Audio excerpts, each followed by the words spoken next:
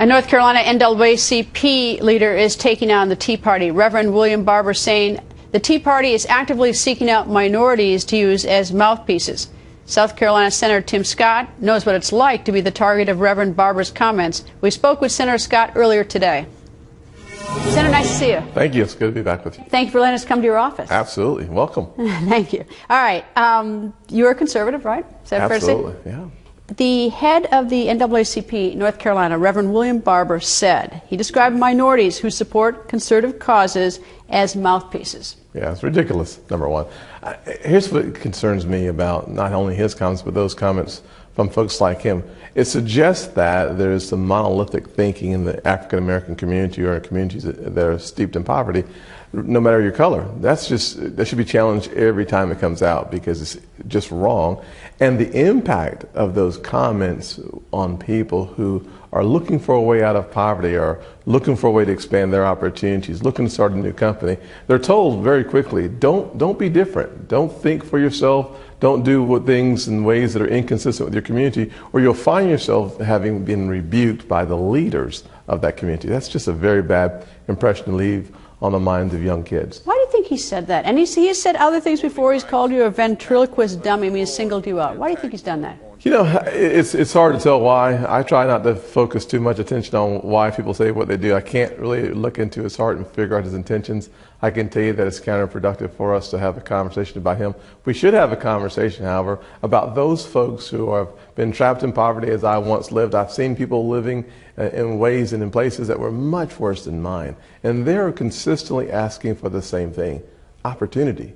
They're not asking for someone to give them something. They're asking for the ability to succeed and to achieve based on what's inside them, and they need an opportunity to have it excavated. Do you ever go home at night, though, because there are so few African Americans in the Republican Party? Do you ever go home at night after getting sort of swatted around by African Americans and think, like, you know, give it a rest, or do you feel bad about it? Does it get under your skin?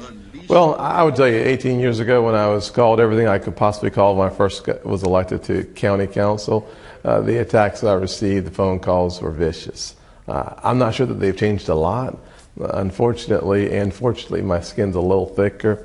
But what I realize is that now the message or the attacks really aren't about me. It's perhaps that we're striking some fear because here's a conservative guy who's bald, talking about policies that move people forward.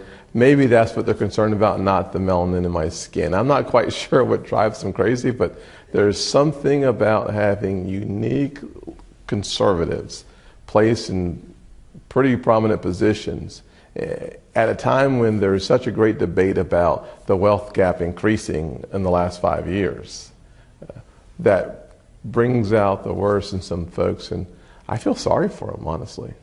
You were in the House before you were in the Senate. A lot of African Americans in the House, not so much here in the U.S. Senate. Were they receptive to the Democrats on the other side, or was there some sort of tension because you're African American Republican?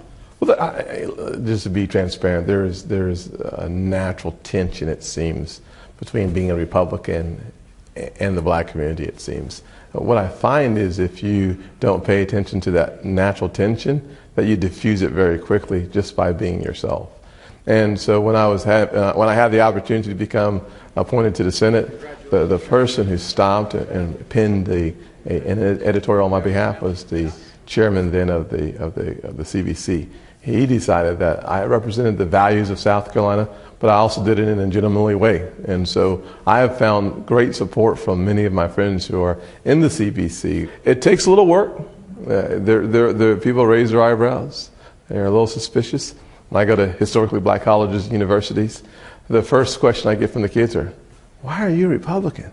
It's like, did you know what you were doing? And when I share my story and I share the journey, I talk about the notion of individual responsibility in a free enterprise system that really has the opportunity to help you achieve your highest potential and meet your highest goals, they become interested in the dialogue.